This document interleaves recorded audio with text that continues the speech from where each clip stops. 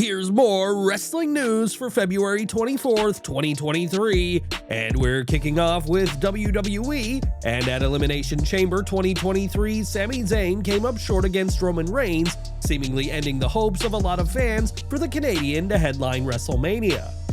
On Raw, Zayn asked for Kevin Owens' help to take down the Bloodline, only to be rejected by his best friend, but expect to see the pair back on the same page very soon.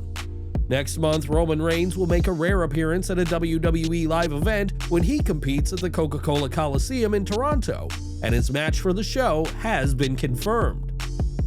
Local advertising has revealed that Reigns and Solo Sikoa will team to face Zayn and Owens in the Undisputed Universal Champion's fourth live event match since signing a lucrative new deal last year.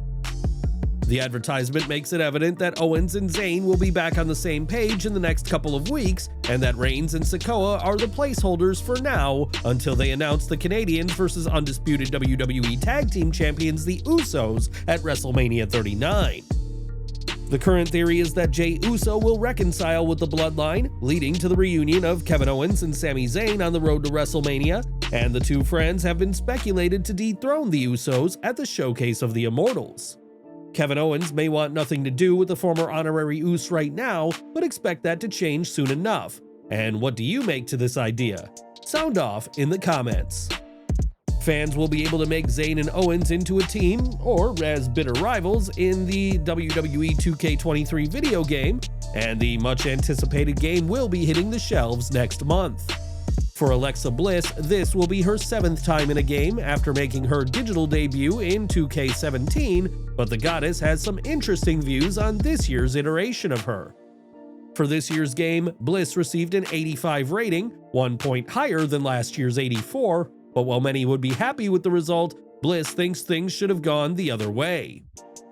In an interview with Up Up Down Down, Bliss said she believed her new grade would be lower than the 84 from WWE 2K22, but later added that her rating for this year is quite fair.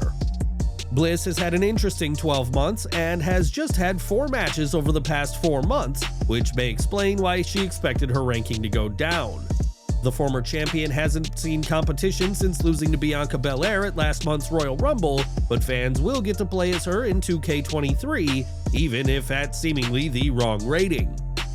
While many fans were skeptical when Logan Paul joined the world of WWE, the popular YouTuber has proven he belongs in the ring, having had stellar performances in his 4 matches so far. For Crown Jewel, Logan enlisted the help of his brother Jake in their efforts to dethrone Roman Reigns, and while the pair failed in that endeavor, we could one day see both brothers under WWE contracts. While speaking with Ariel Helwani on the MMA Hour, Jake Paul said that he would consider a WWE run, but right now, his boxing career is the more important part of his life. With Logan Paul rumored to face Seth Rollins at WrestleMania, the Maverick will need all the help he can get. And would you like to see Jake in WWE, or would he just be taking somebody else's spotlight? Last year, Michael Elgin was reportedly arrested by Belleville PD for violating his order of protection stemming from the allegations of misconduct leveled at him by his ex-fiancée. At the time, Elgin denied that he was ever arrested for the violation of the order of protection, and now we have an update.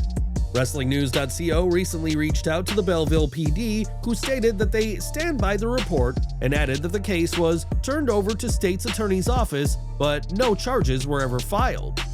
At the time the news of his alleged arrest spread, Michael Elgin posted a video on YouTube where he denied ever being arrested and claimed that his ex-fiancée jumped at the opportunity to spread false information online. Regarding the order of protection, Elgin said that he didn't go to court because he didn't want to talk about the relationship and her past, as he believed seeing his ex-fiancée upset would have been difficult, and said he was already in a dark place. Regarding his arrest, Elgin said that he was not arrested on June 30th since he was in Indiana and not Illinois on that day. He added, "I told everybody, which nobody believed me of course, that I was taken down to the police station for a wellness check. I asked why they were taking my picture. They said if we don't take a wellness check seriously, they could be held liable if I hurt myself or if I hurt anybody else. And then they sent me to the hospital, and from the hospital, I went to the psych ward and I spent 3 days there. July 2nd, 3rd, and 4th, and I was released on the 5th. Now that the case has been turned over to the state's attorney's office, we will have to wait and see what transpires, but this issue continues to affect Elgin's wrestling career to this day. Back to WWE, and after losing the SmackDown Women's Championship on the final show of 2022, Ronda Rousey had a hiatus from the ring before making her return on the February 10th SmackDown. Rousey's appearances on TV are always a big deal, but now the baddest woman on the planet will be making her presence felt on Raw. The WWE Events website and the Vandal Arena website have now added Ronda to this week's episode of Raw. And while there's no mention of whether Shayna Baszler will accompany her tag partner, expect Rousey to make an impact this Monday. At Elimination Chamber, Beth Phoenix made her return to competition, teaming with her husband Edge to dispatch of the Judgment Day's Finn Balor and Rhea Ripley. We know that at WrestleMania, Ripley will challenge for the SmackDown Women's Championship, but what's in store for the Glamazon at WWE's biggest two nights of the year? Speaking on Busted Open Radio, Beth said she will be at WrestleMania and is confident that Edge will have a match on the show, but stopped short of saying she would be competing as well. Instead, Beth said that she enjoys when little opportunities for her and Edge to wrestle come up, and said that it's great that their children are at an age where they can realize what exactly their parents do for a living. Looking even further than WrestleMania, Phoenix spoke about retirement, but said that she doesn't have any plans for the end of her career and prefers to take things one day at a time. It has been reported that Edge vs. Balor will happen at WrestleMania inside Hell in a Cell, a match that the pair were supposed to have at the Royal Rumble, but time will tell what role the Glamazon will have this April in California. The luchadors, their masks are a sacred part of the wrestling tradition and culture, and often the only way a wrestler loses their mask is through some high-stakes stipulation match. On Twitter this week, ex-WWE superstar Lince Dorado revealed that he has chosen to wrestle without a mask going forward, saying that he has been contemplating this decision for almost 5 years now. For close to 2 decades, Lince Dorado has donned his mask as is tradition of being a luchador, but with this year being the last year he will be masked, Dorado is ready to start a brand new chapter in his wrestling career. In April 2022, Joey Janela chose to not re-sign with AEW months after his last match for the promotion. Since parting ways with Tony Khan, Janela has become a mainstay in GCW, as well as making appearances in other promotions, and seemingly isn't interested in returning to AEW. During a KNS WrestleFest livestream earlier this month, Janela said he would not rule out going back to AEW, but when asked on Twitter if he was going back to AEW, Janela gave an emphatic no. While AEW is always willing to bring talent in for sporadic appearances, it appears that Janela won't be returning, but the bad boy gave no explanation for his sudden change of heart. Whatever the reason, Janela is doing very well for himself in GCW, and while there are some who would love to see him back on AEW programming, don't count on it happening. There was a time when fans loathed John Cena, who, outside of the cliche 5 moves of doom, was repeatedly told that he couldn't wrestle. Thanks to his feuds with the likes of Daniel Bryan, Kevin Owens, Seth Rollins, and AJ Styles though, as well as John's weekly US title open challenge, that attitude began to change. While the majority of fans these days respect Cena's capabilities in the ring, not everyone is on board, and during an episode of Cafe de Rene, former superstar Maven made his views clear on Big Match John.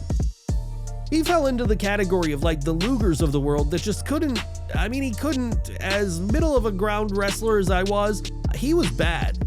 It's painful to watch him run. It's painful. Here's the best way that I can think of describing him.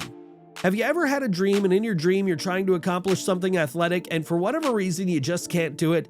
You know that feeling? Like you can't run or get to or swim or whatever. Like, to me, that's how he just lived life. He was just like constantly just couldn't move the right way. Then again, like I said, the son of a bitch was more over than anybody ever could have imagined. He's a good entertainer. He could talk his ass off, talk circles around everybody.